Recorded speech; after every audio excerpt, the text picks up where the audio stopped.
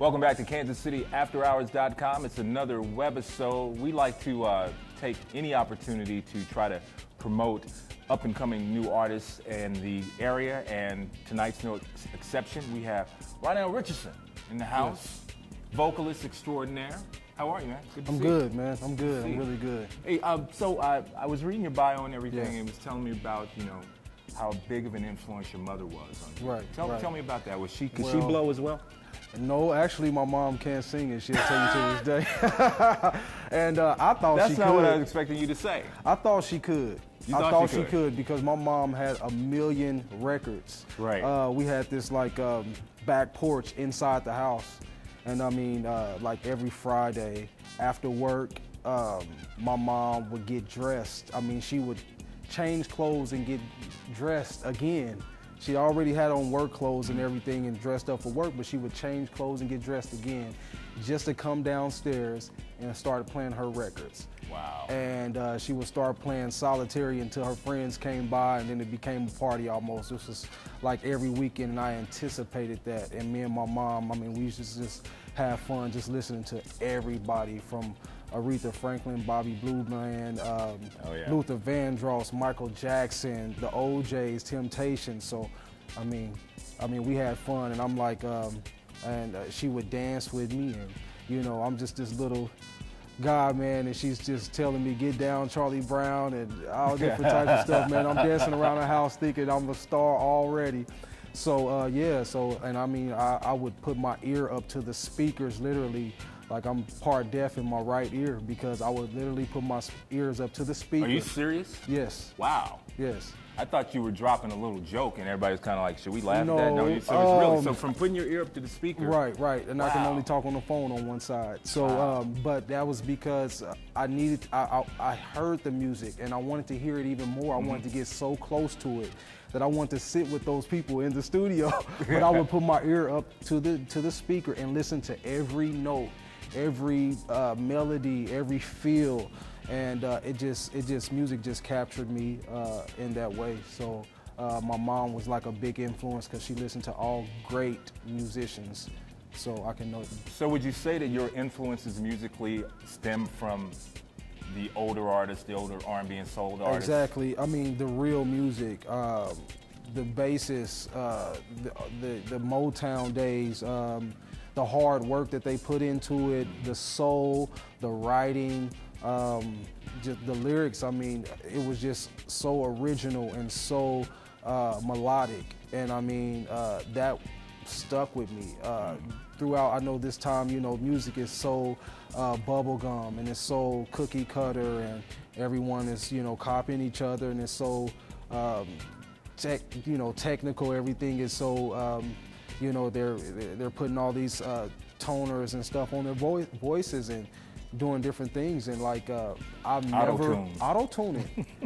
And I never strayed away. I've never, even when I, you know, come up, I go to the studio. I don't want that. I want natural music. I want real music. I want them to hear me. So one of the things I did notice about listening to some of your songs is something that you don't see a lot anymore in songwriting, is that you actually had like bridges, changes, you know, which now it's just like one long loop of crap that we buy, and people buy. But I noticed that you had movements in music, which is what I'm used to. You know, I grew up, you know, my favorite group of all time is Earth, Wind, and Fire. You know, so the movements and the moods and the ambiance of the music meant a lot, and for R&B music as a whole back then. So is that something that was intentional for you? That was very much so intentional, and my producer, Sean Powell, with Making Noise Production. This guy is brilliant. I mean, brilliant, and he's doing the guitar work live on my album, and I mean, he's off the chain, man, and it's unstoppable. I just left the studio today because we had an idea, and boom, it's magic, and like, we're not finished with it, but I can't wait to. But it's just magic every time we step into the studio, and I bring that old soul, and so does he.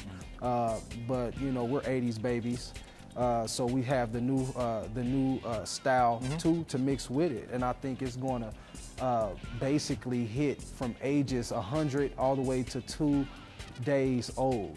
I mean, because that's where we're trying to reach the real music.